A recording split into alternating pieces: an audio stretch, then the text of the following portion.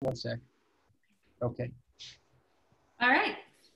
Hello, everybody. Thank you for being here today. Welcome to today's Sustainable Change Alliance conversation on the Santa Barbara Better Together Fund.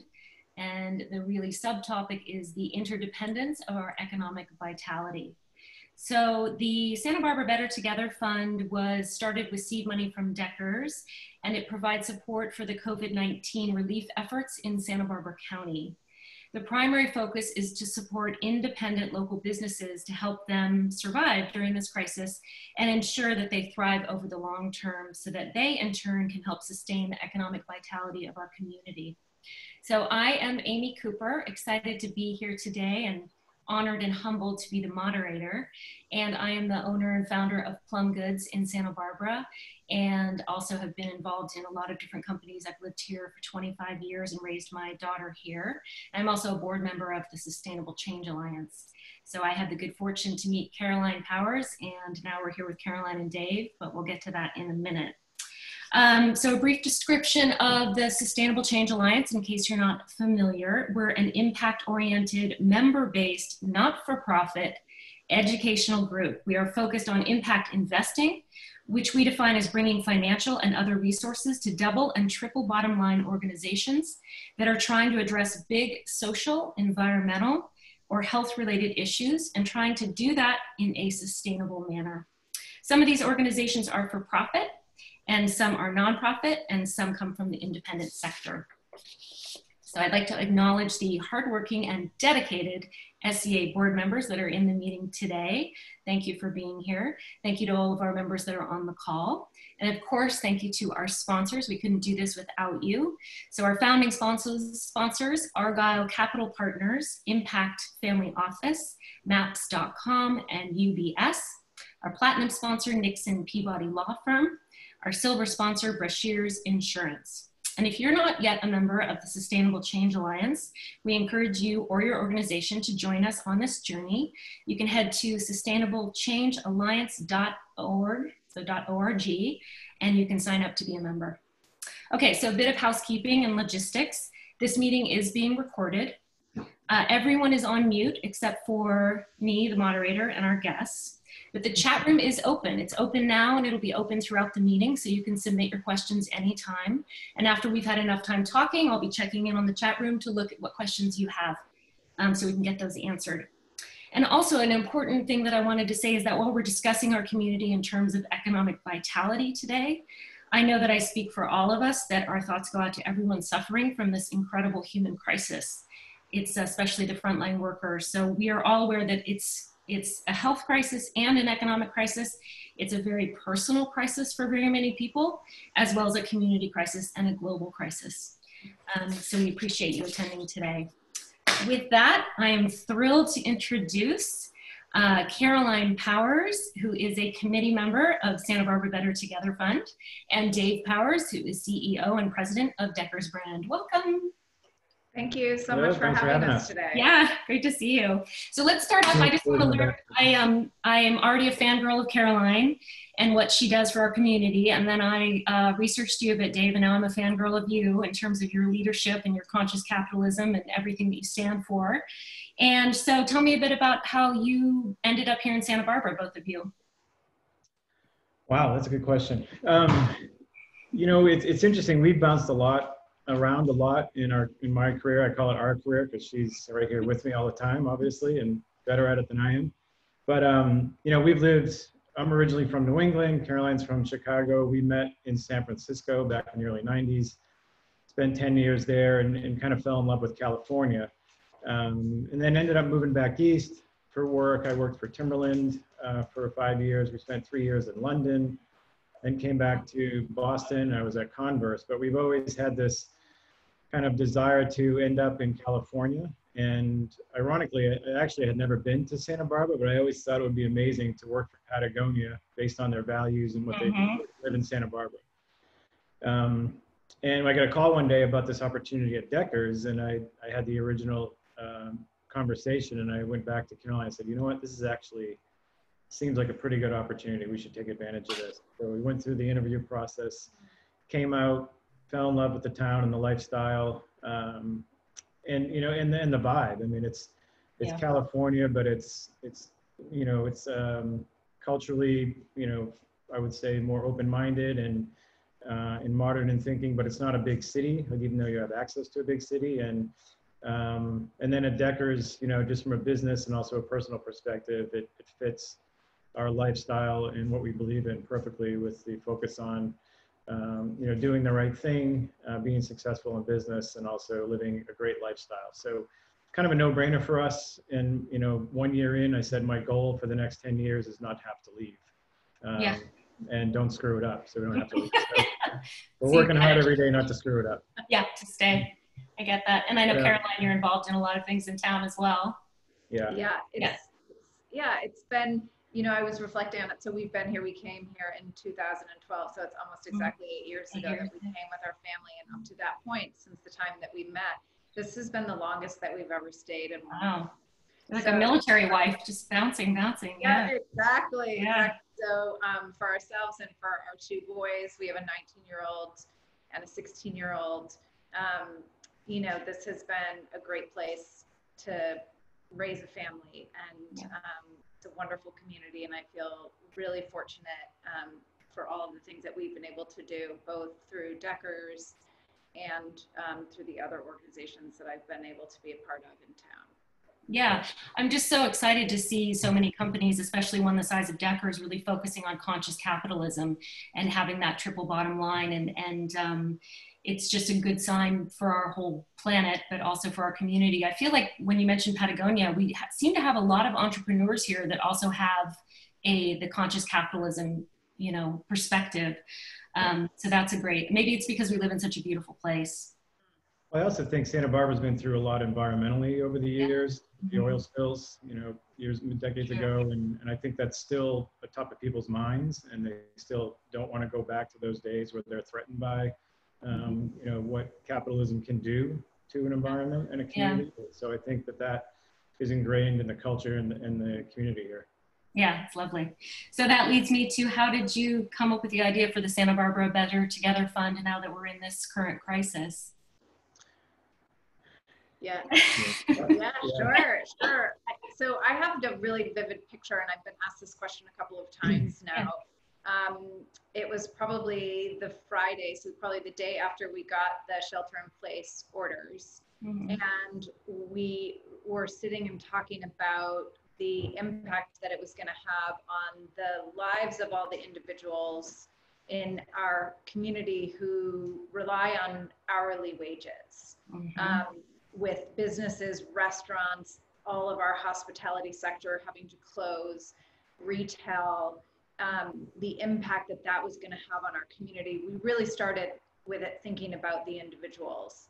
And then we thought about the businesses and how, with these businesses closed for an unforeseen amount of time, you know, yes, the impact on the individual workers is going to be huge, but it's going to be even bigger if our local business community is stuck and isn't able to open and isn't able to thrive and isn't able to reopen their doors for financial reasons.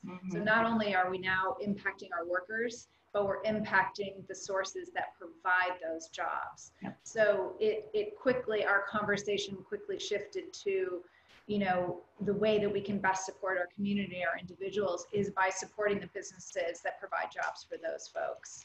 And so it became this conversation of how do, and I often refer to we as Deckers, even though I'm not a formal employee. I really, it's a very much of a family environment for us. So, you know, how do we as Deckers, as a big local company, take a lead step in supporting our smaller businesses that support not just our community, but the employees who work at Deckers and all of the vendors that support us. You know, it's just a ripple effect, because we are all, and we really felt this, we're all deeply, deeply connected. Nothing has made that more apparent. I mean, we've had experiences with the fires and the debris flow. I mean, we continue to be reminded, which adds to the point what Dave was saying earlier. You know, I think that is what makes our community unique, is that when we are called to action to step up together, we have. And this is just another occasion of that. And it was really important that Decker stepped forward in this to say, we're here for our community.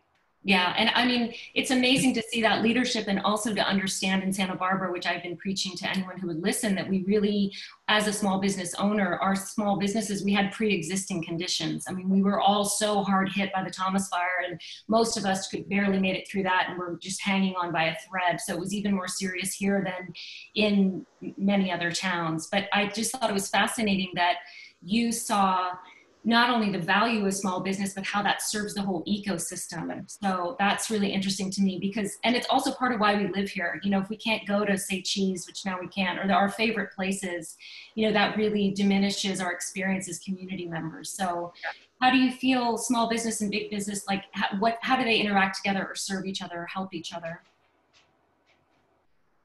Oh, we lost you for a second, but oh yeah. Yeah. How does just small business and large business, how do they interact or feed each other? Yeah, you know, it's interesting as part of a large business in the community, I didn't really have much connection to the smaller businesses. And I always felt like, you know, there's tremendous businesses in town. There's tremendous leadership and experience and capabilities that we could be sharing more broadly with smaller businesses. I've been so busy with the heavy lifting of Deckers over the last 3 or 4 years. You know, I'm actually really excited to have the time now to engage in some of these conversations and see where I can lean in and help.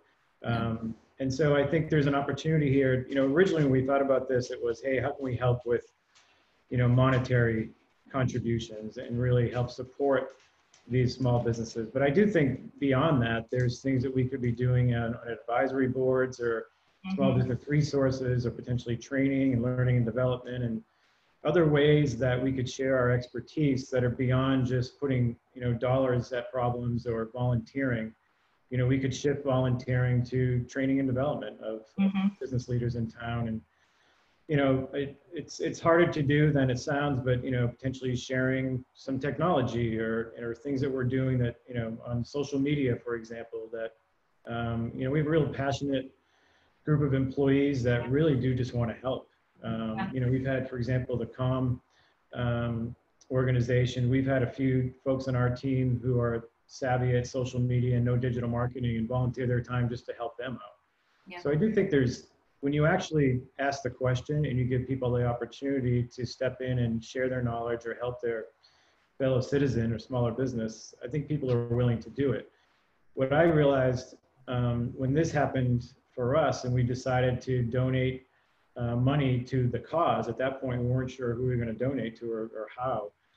My first thought was, how do we galvanize the leaders in the community, the CEOs of these larger businesses and mid-sized businesses to really rally around this idea and do more collective good than versus individual good. That was one of my main questions. I mean, I know Caroline and I have spoken about that. Have you had much success doing that, or what's the engagement been? It's you know, I'm an optimist, so I thought it was going to be a no-brainer for people. Yeah. Look, it's a great idea. Let's go. Yeah. So honestly, I was surprised that there wasn't more engagement. But you know, in retrospect, people were shell-shocked when this thing happened, and a lot on people's plates, and they weren't sure if they could actually afford to do anything. And so, you know, I'm not giving up. I think this is going to be a long journey. We said that from day one. This is going to be a need that's going to continue. You know, I believe from day one that this wasn't going to be a short-lived crisis. It was going to continue for the rest of the year, and it's proven to be the case. And, you know, the businesses are really going to continue to need help. And so I hope through, you know, seminars like this and just gaining awareness in the town, working with the local government, you know, communities, that we can create more awareness and more collective support from other organizations in town to do more, both on the financial and on the advisory side. Yeah, there's so many things you said that I want to touch on, but the idea, and also with Sustainable Change Alliance is, you know, instead of giving a fish, you're teaching them to fish or whatever it is. So when you're talking about mentoring a business, I mean, that's huge. To offer support for business retention and recruitment and, you know, dynamic vitality downtown, it's not just a matter of money.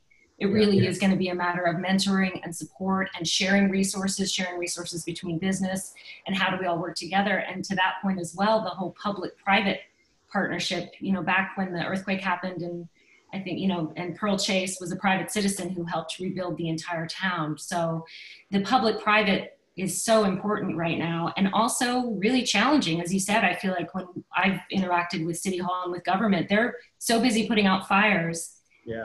They're not, they can't even focus on, you know, the economics that also is so important to our vitality. Yeah, you know, honestly, I'd love to see the you know, city government reach out to these businesses and let them know that, hey, there is a need. We do need some support. We do need some help, you know, and there's things that we can do. Yeah. You know, collective good. And so I think that's probably an opportunity as well going forward. I don't know where to begin on that, but I certainly know that, you know, we were trying to connect with city government in Santa Barbara around matching charitable donations for the Better Together Fund, and it was hard to get people on the phone. And then once we did, they were excited about it, but they have so much on their plate. Yeah. That, you know, it's hard for them to even contemplate it. Yeah, it is. Although it's frustrating, and I know you're both entrepreneurial, and it's frustrating to see people only focused on kind of tiny short term when you're saying, yes, and we also need to look at the longer term and be investing in a way that we're going to be thriving in 10 years, and not just be putting out fires or playing whack-a-mole. So yeah, it's such an important topic.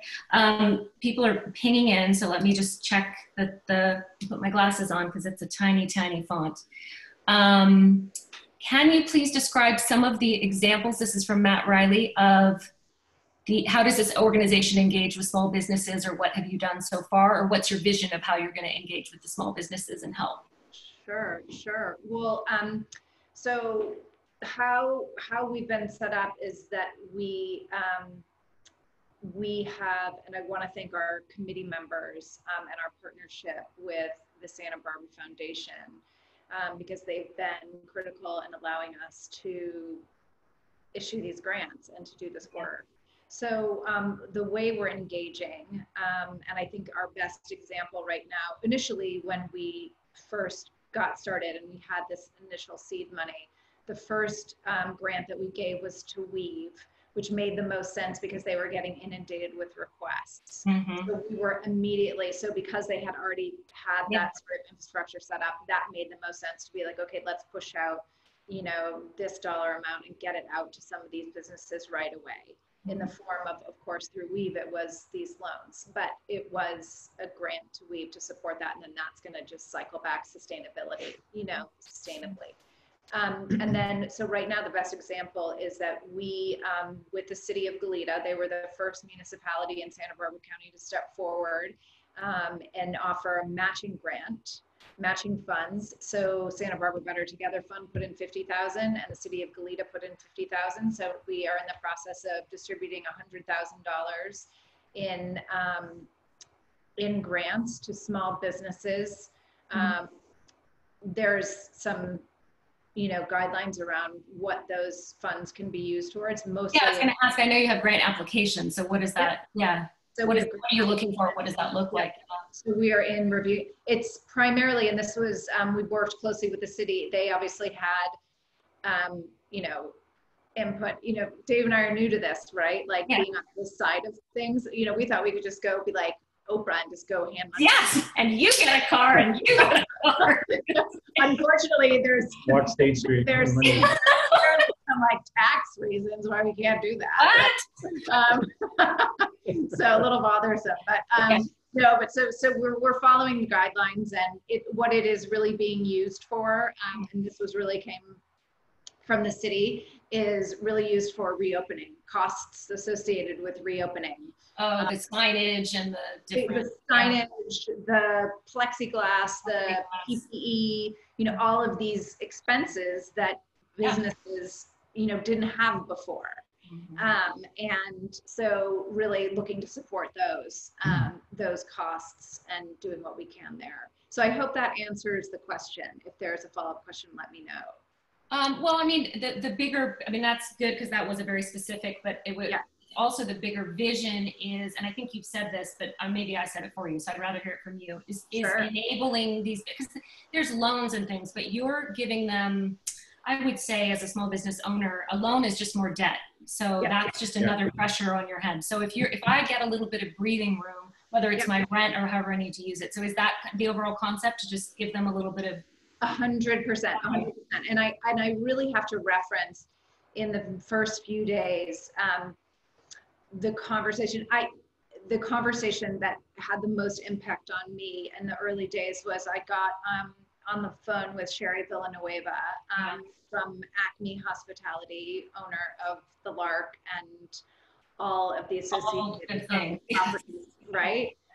Huge cornerstone of our hospitality industry here in Santa Barbara. The reason people come here, it's written up in international magazines, And she's just a visionary.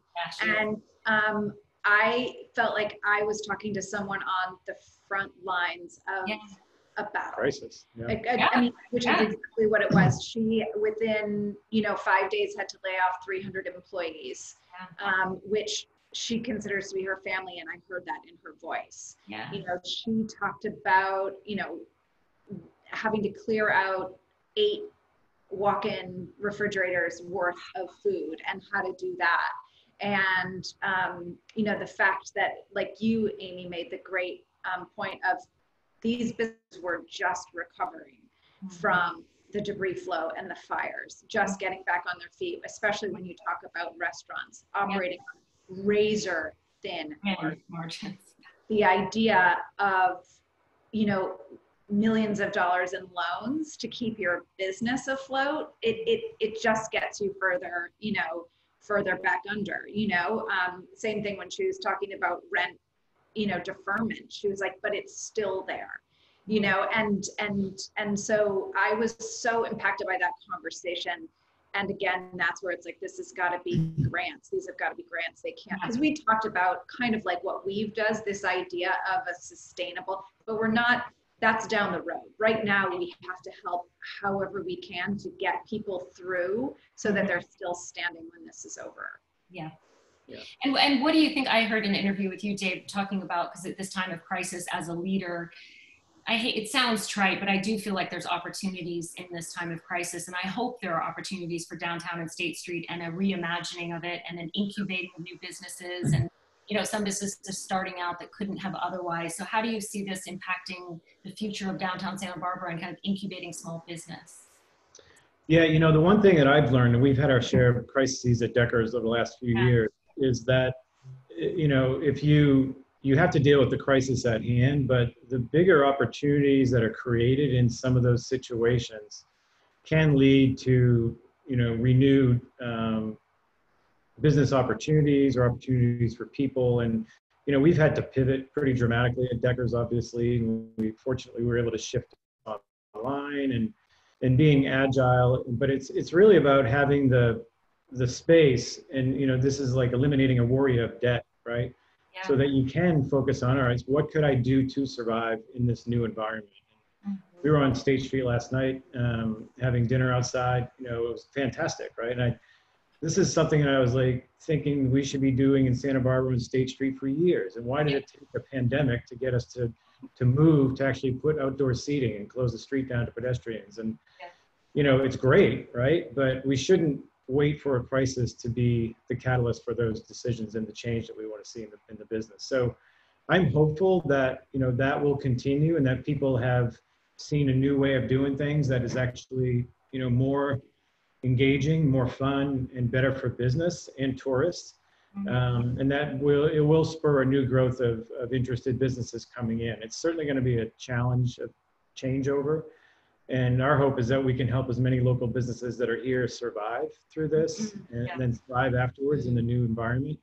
And so I think I really want to see, like the Lark is a great example. Everybody loves that restaurant. It would be a shame for the community, for tourism, but, really the workers and the social impact that it's going to have on the community as well. And I don't think that people are connecting the dots between businesses struggling and then the social and emotional impact it's going to have on our community. I have to agree with you. Yeah, I really agree with you. And the amount of times that I was talking to people about this and they only focused on the nonprofit angle or the, you know, people with the most need. But if we don't have a strong economic engine and a core business district, we're not going to be able to feed any of those needs. We don't have the job opportunities. We don't have the tourism. We don't have the industry. I mean, it is all an ecosystem, and it's important to pay attention to that. And I agree with you that it's surprising how many people don't connect those dots with what that core business district means and what small business means to the community. Yeah. When we first started talking to people about, you know, because when we first started this fund, we weren't exactly sure where we were going to focus yet. We were looking at nonprofits, food banks, United Way, et cetera. And then when we landed on small businesses and shared that with individuals, you know, trying to get them to donate, they were scratching their heads thinking, why are you helping businesses? This is a crisis for the, you know, the nonprofit side of the equation here. And it's hard to explain and get people to actually think the knock-on effect and what that means to a social side of the community. Well, and that came up really clearly for me. I'm on the board of CALM. I want to say hi to Elena and Liam, my friends up there. And such a great organization. And right that first week we were getting together as an executive team and really talking about, okay, here's where we are right now, but let's look at where we're going to be next year when we have to renew, you know, we have to depend on our county contracts. It's not this year, it's next year, right? And that's tax revenue. And so if we don't have that tax revenue, again, it's the schools, it's the nonprofits, that's why. The lifeblood of a town, yeah, that's so important. That's why you're such revolutionaries to have this fund, because it really is going to be the octopus that's feeding out to all the different arenas. But also it's, you know, it's important. I'm thinking about even going forward. So say we have, and it's been predicted we could have up to a 40% vacancy rate, even just in downtown Santa Barbara. That's worst case scenario. If we're looking at repopulating Santa Barbara, we're also possibly competing with a lot of other towns. If a business is going to choose to open or expand, you know, where are they going to go? So the idea that we can have this kind of leadership from the business community and that they know they can have the support is again, back to that public-private partnership, I think is a key point to say, you want to be here. This is a place you want to grow or you want to take a chance on. So I'm really hoping for that for Santa Barbara. Yeah. Okay, more questions. More questions. So many questions. How do you see investors playing a part in local small businesses?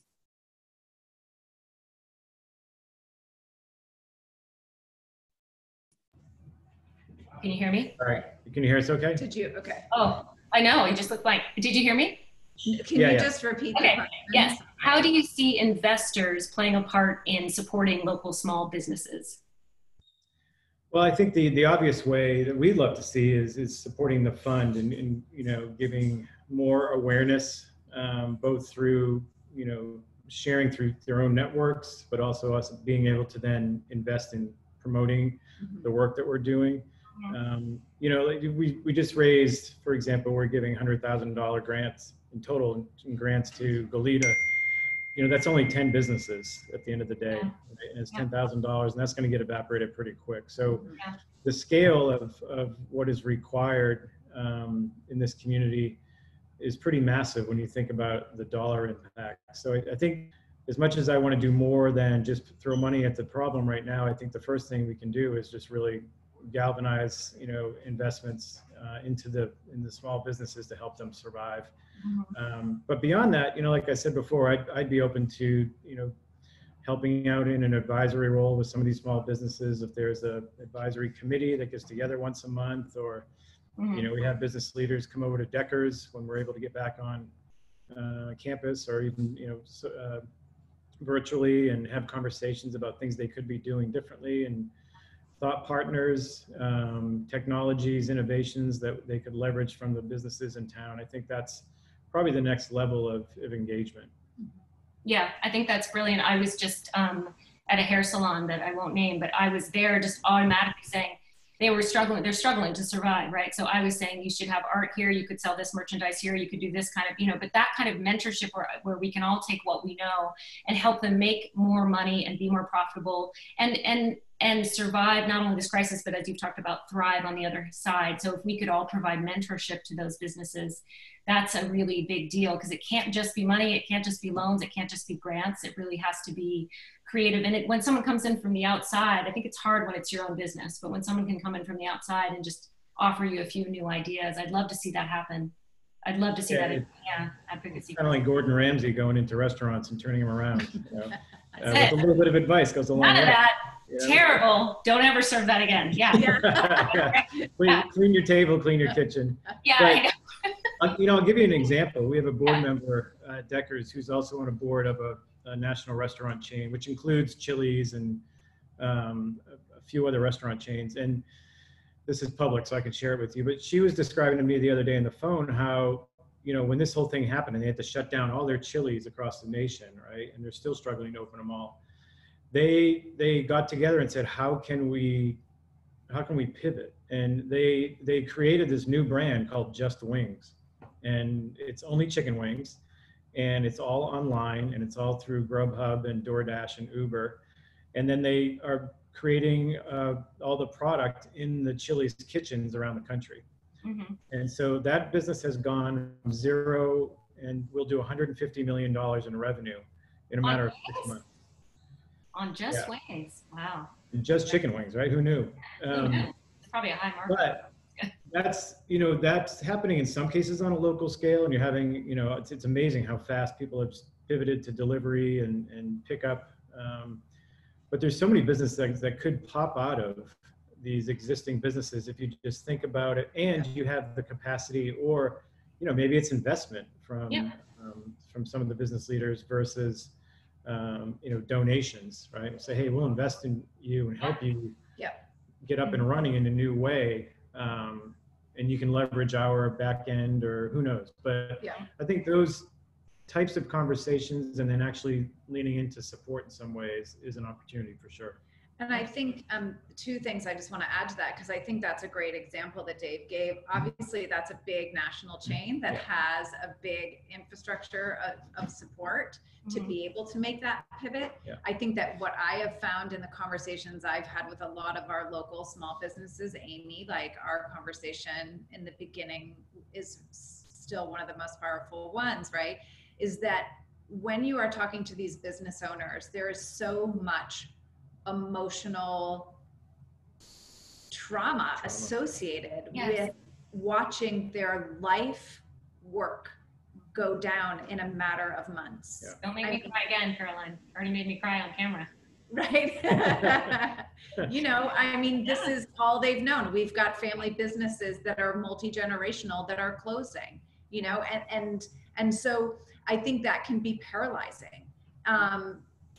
To many people. So this idea of pivoting is it's almost beyond their reach, because this is all they know. And Amy, you're like an amazing creative entrepreneurial, and you can come up with these ideas like 5 a minute. But I think for a lot of people where this is all they've known, this is the only way they've ever known how to do things. I think that community support is so critical. Mm-hmm.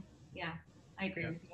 Yeah, that's, for me, and this is something that I'm struggling with how we move forward on this, is with a lot of shopping going online and things going online and everything be available in Grubhub and all of that, what we're going to be craving when we come out of this is experience and connection and being in person and all of that.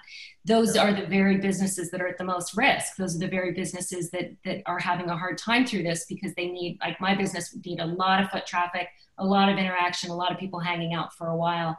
So and for me to move online, that's where I just couldn't, you're sweet that I am creative, but that is just not what I know how to do. What I know how to do is create an amazing environment and an amazing experience for people, like Sherry Villanueva, we talk a lot too. And for her, it's like for her to suddenly just disconnect that and go online, but finding a different way within what you know how to do that you can move through this, and having, like you said, asking this for the support. I think that's key. So, and just one thing that I wanted to add, not to sort of just to kind of draw contrast to that national example and then the local example is, yes, we have, people can switch to online.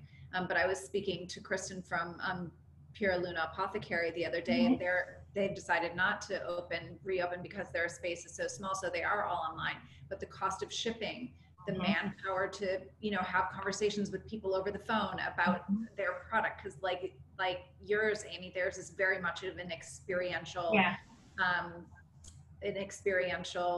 shopping experience. And so, you know, yes. And it's always that, right? They're still operating at 25%, you know, of what they normally are. Same thing for food delivery, you know, Grubhub and Uber Eats, they're taking a huge chunk.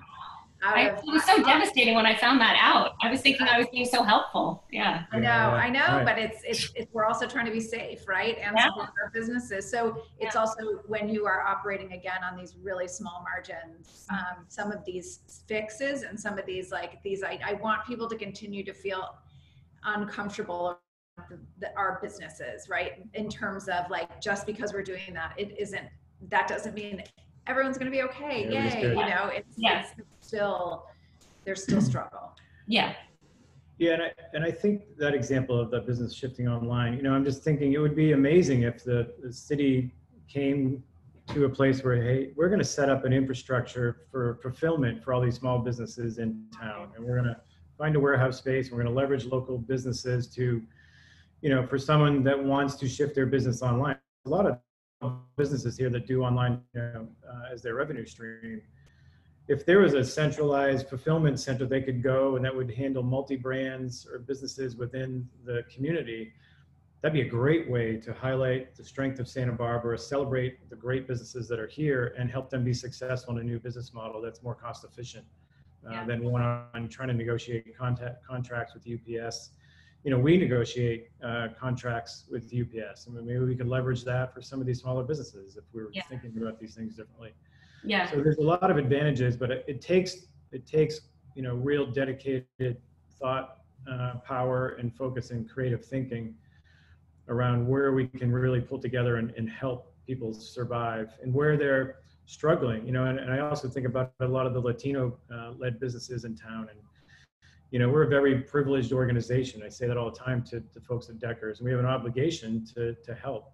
And a lot of them, you know, we were even looking at some of the grant submissions and just basic, you know, kind of financial math and simple things that we would take for granted. These smaller businesses, you know, they don't operate the way that you think they would, right? And they don't necessarily have the experience to think beyond what's happening to them right now. And that's where I think the help can really kick in.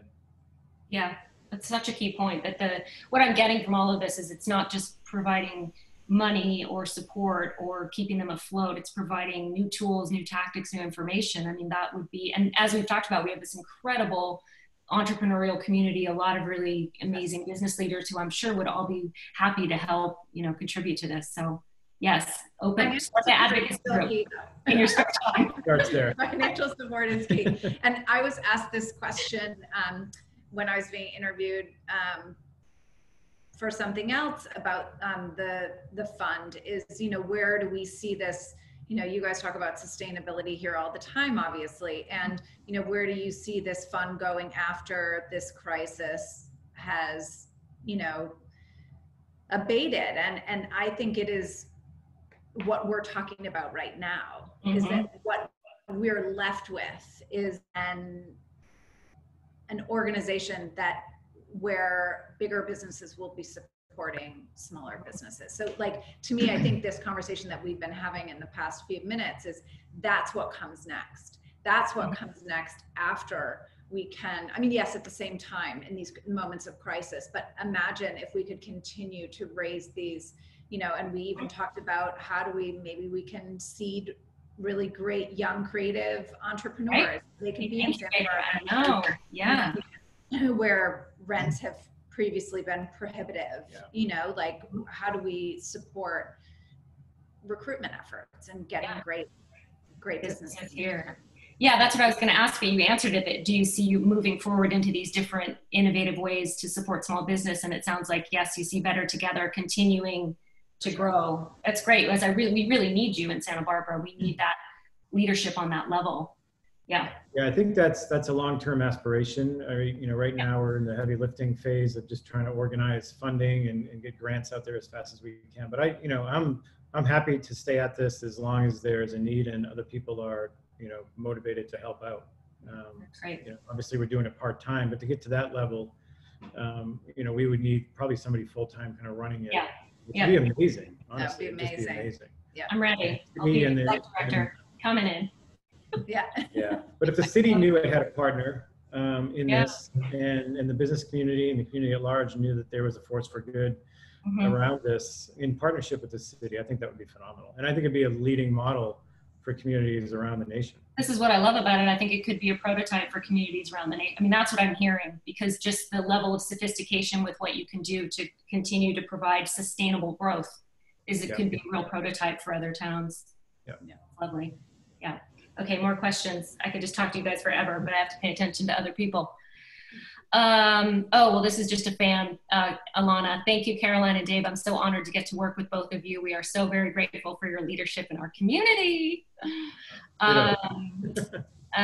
Let's see. Oh, this was a question about how many jobs you think might be protected or created by the grants. And I think that is a key point. It's not just the businesses, it's the jobs. And I think another point, which you and I talked about, was I was the main vendor for a lot of makers. So I was their #1 biggest supporting store. So there's a loss on so many levels that I'm not sure people are aware of. It's not just my business and supporting myself and my daughter, but then my employees, then the vendors, and then the customers and everything else. So do you see all levels of that with Better Together supporting those aspects? I think exactly. I think, you know, I can just speak from the most recent grant applications that we've been reviewing, is that the businesses had anywhere from, you know, 2 to 25 employees. Okay. Right. So you multiply that. It just depends, you know, on how much Their business model is. Yeah, I mean, that, and then in terms of how many jobs can be affected, I think there's no limit, right? If we can raise the funds, then we can impact that many more jobs. So ideally a ton.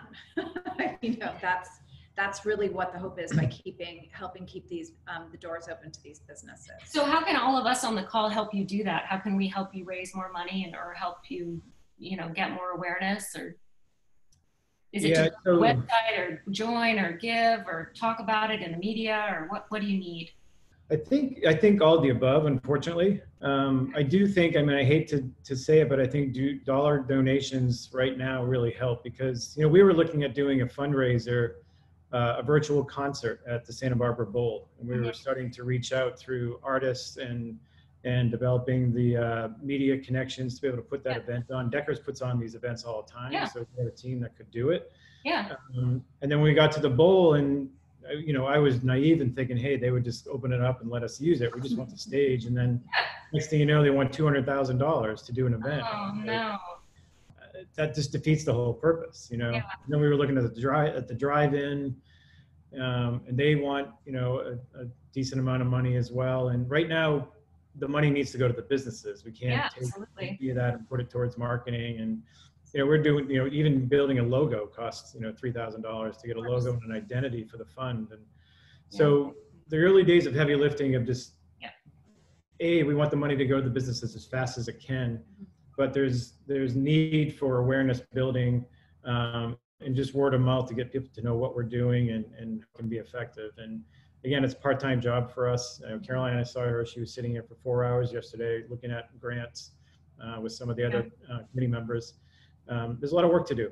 And right now I think the dollar contributions help. But and then I'm sure you all have, you know, various networks of friends and connections in the community and businesses, anything you can do to share that.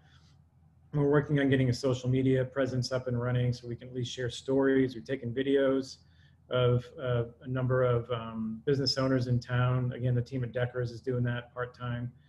So it's just really, we know what to do, you know, from a marketing and branding perspective and promotion, but we're stretched on time and resources at the moment. So we're doing what we can as we go. Yeah. The other thing that is a challenge is data and metrics, you know, on what's happening in the town. You know, for example, how many businesses have gone out of business. You know, how many are looking at bankruptcy? What number of employees have been laid off? What is the unemployment rate? You know, all those things. Who's getting government assistance? How many people are relying on that? You know, what is that going to look like when that goes away? Aggregated data across the city and the county is really hard to come by. That's interesting. Yeah, who could do that? Well, you know, again, Jessica was talking about at the Santa Barbara Foundation, trying to get some data from the city. I was saying we have you know, data science and analytics folks at Deckers who could help aggregate it once we get it, but it takes time to reach out to all the different. I don't even know where the data is, to be honest. No, I know, but it's a lot. Yeah, well, so just an example of that. I mean, there's little pieces all over, and my good friend Murphy, who's on this call, from Hayes. You know, he got me my lease at Plum Goods. Yes. Oh, yeah. So I texted him right before this just to even, like, again, that's such a great point about analytics, right? Like, I just said, do you know what's happening in terms of just vacancies, right? So just an example of that is that the retail vacancy rate is 13%, which usually is below 5. Right. So that's pretty dramatic. And it's gonna go up. Yeah. It's gonna keep going up. And same with office vacancy is up to about 9% from an average of 6. So those are just, but again, those numbers help us create a compelling story, right? That people, I mean, you can see it, right? When you walk down the street. But and people have been in their homes, people aren't going out, people aren't, you know what I mean? So to really hammer these points home, and then really to share the stories. As Dave said, we've had some really generous, Amy, yourself included, business owners and community members who we've been able to get some video of, and we can share that again, because I think between the data and the stories, that's what is really going to create a compelling case. I agree, and this is another point we talked about, and we could all talk about all day. Is not, and Dave already talked about it as well. Is not just doing something in a reactive form. So we shut down the street. That's fine. I mean, I'm glad it's happened. But when I've been asking the city, how is that working for businesses? It's working for some restaurants. From what I hear from my retail people, it's not working for them. So what's the data? What's the data? And nobody has an answer, which is shocking to me. I would be sending out a survey and getting information every week to see which block is doing best, who's doing best, to be able to not just be reactive, but be proactive and then plan for how we want the street to look and be reimagined. So yeah, that data collection is a lot. I see where that's, and the stories, of course, that's what even foot traffic data on State Street. Yeah. Why can't we have that? Yeah. How are you learning from the things you're testing, you know? And so there's so much opportunity there. And I feel, again, it's, unless you're really dialed in, it's hard to pay attention to what's happening in the city. Yeah. You know? And I don't feel like, not that I want to see the mayor tweeting every day of every thought, but you know, there's an opportunity to communicate, I think, to the community better. You know, those metrics of 13% vacancy, what does that mean from a tax revenue perspective? Yeah. You know, and a job loss perspective, and a tourism loss perspective, and so nobody's really connecting the dots on these things, and that's where I think this is where we can all kind of brainstorm and try to influence or help where we can. Yeah, that's fantastic. Well, I think there's a lot of people on this call that would like to help with that, and I can see from Jeff Green came in to say the UCSB Economic Forecast Project and the Chamber and some others have been discussing best ways to gather that data, so that's good to know. Great. A question from Linda: are nonprofits like Weave and NAWBO or Chamber likely to be collaborative partners? I mean, you're already partners with Weave. Yes, and we are already partners with the Chamber. So we've been working really closely with Kristen and the Chamber now that, well, in Goleta and Santa Barbara specifically, you know, and then we have reached out to the other chambers because they are connected. You know, the one thing too is we just want to make sure that we're including businesses that are outside the chamber too. So where I think they've been awesome, we're reaching out beyond that as well. Right. I mean, I can, even from being downtown, I can get focused on downtown and start thinking about Milpas and the Mesa and Goleta and just our whole, again, our ecosystem. We need to pay attention to all of it. So yeah, well, I could talk for another hour, but it looks like we're almost wrapping up. I wanted to, since I talk so much, is there anything I haven't asked you or you want to talk about the fund or anything that you wanted to say that I didn't cover or that the people No, I think, you know, I think it's important to understand where the name came from. It's something, it's an internal mantra at Deckers, and we really subscribe to the philosophy of we want to do well in order to be able to do good. And we, we kind of rally our organization around the more we succeed in business, the more good we can do in the community and around the world. And it's a good rallying cry, but the real message there is ultimately we're going to be better when we work together. Yeah. And that's where the theme came from. And that was kind of the hope was to get community leaders, business leaders, et cetera, to work together to solve the problem. And again, we're in the early days and people are stretched and people are still wondering what we do and where the money's going. There's a lot of questions to answer, but that's still kind of the long-term vision is there's an incredible group of talented, passionate, caring people in this community that want to help. How do we galvanize them all? Yeah. And it's a long journey. It's going to take a long time and the need will always be there, but this is such an amazing place. I hate to see it really struggle when it really shouldn't have to. And there's so much, wealth and privilege and opportunities here that we just have to think differently about how we engage with the community. Yeah, lovely. That was perfect. That was perfect. And seen. That was too good.